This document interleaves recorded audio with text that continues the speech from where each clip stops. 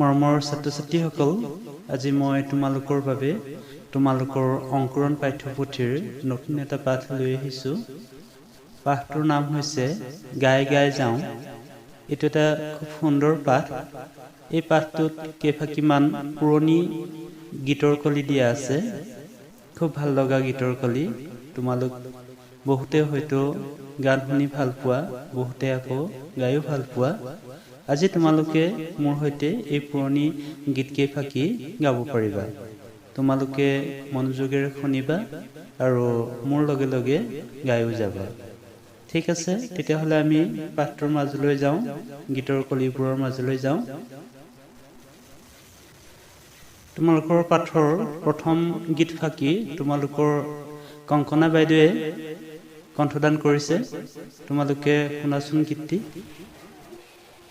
রোদালি রোদে আলি কাটি জালি দিম, বরপিরা পারি দিম, তাতে বহি বহি রোদে।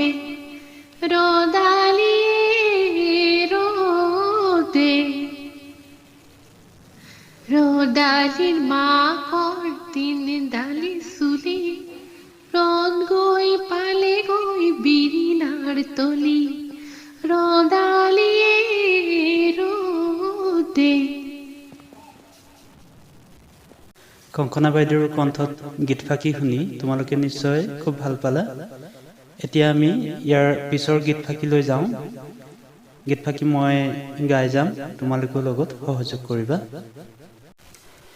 সুৰ সুৰ বতাহ চৰাই, মোৰ ধান নাখাবি, তোক দিম গোট কৰাই।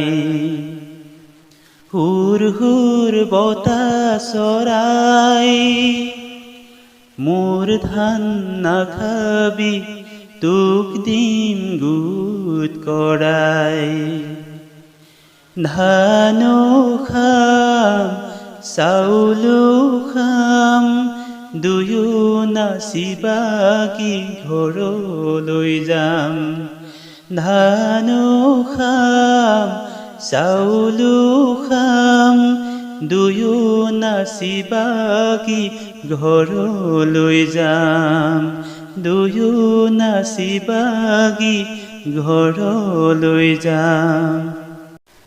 গীতফাঁকি শুনি তোমালোকে নিশ্চয় ভাল পালা। তোমালোকেও চেষ্টা কৰিবা, তোমালোকেও খুব সুন্দৰকৈ গাবলৈ চেষ্টা কৰিবা, গাব পাৰিবা। ঠিক আছে, এতিয়া আমি ইয়াৰ পিছৰ গীতফাঁকিলৈ যাওঁ। তোমালোকে মনোযোগেৰে শুনাচোন।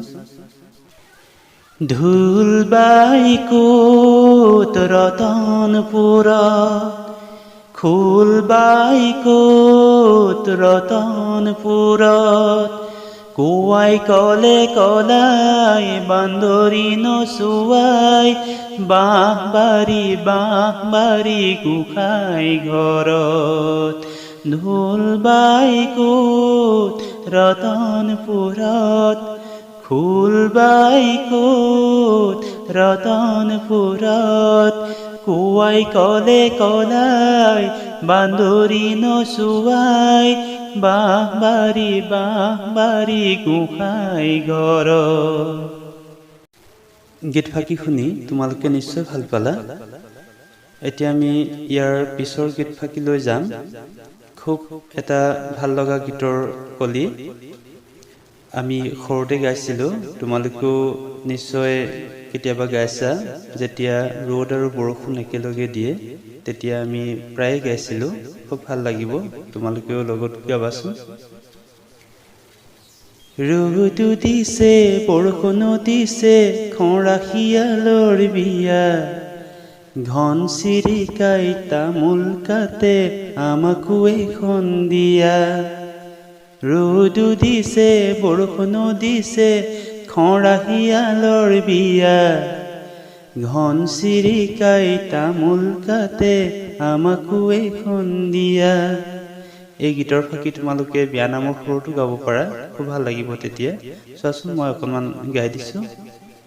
ৰ'দো দিছে বৰষুণো দিছে, খৰা শিয়ালৰ বিয়া, ঐ ৰাম খৰা শিয়ালৰ বিয়া ঘন চিৰিকাই তামোল কাটে আমাকো এখন দিয়া ঐ ৰাম আমাকো এখন দিয়া ৰদু দিছে বৰষুণো দিছে খৰা শিয়ালৰ বিয়া ঐ ৰাম খৰা শিয়ালৰ বিয়া ঘন চিৰিকাই তামোল কাটে আমাকো এখন দিয়া ঐ ৰাম আমাকো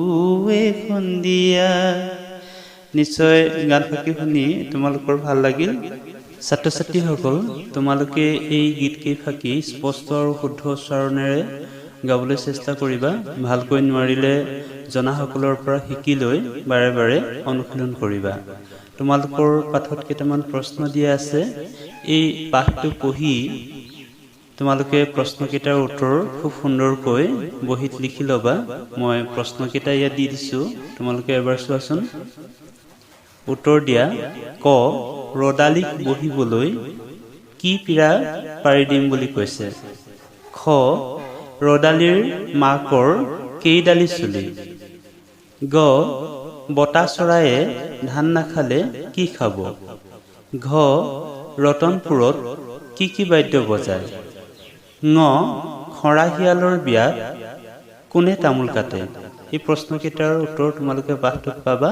পাঠটো পঢ়িবা আৰু পাঠটো পঢ়ি প্ৰশ্নকেইটাৰ উত্তৰ বহীত লিখিবা। ঠিক আছে, আজিলৈ আমি ইমানতে সামৰিম। ইয়াৰ পিছৰ ক্ৰিয়াকলাপবোৰ মই আমাৰ পিছৰ ভিডিঅ'টোত আলোচনা কৰিম। আজিলৈ সামৰিছোঁ। ধন্যবাদ।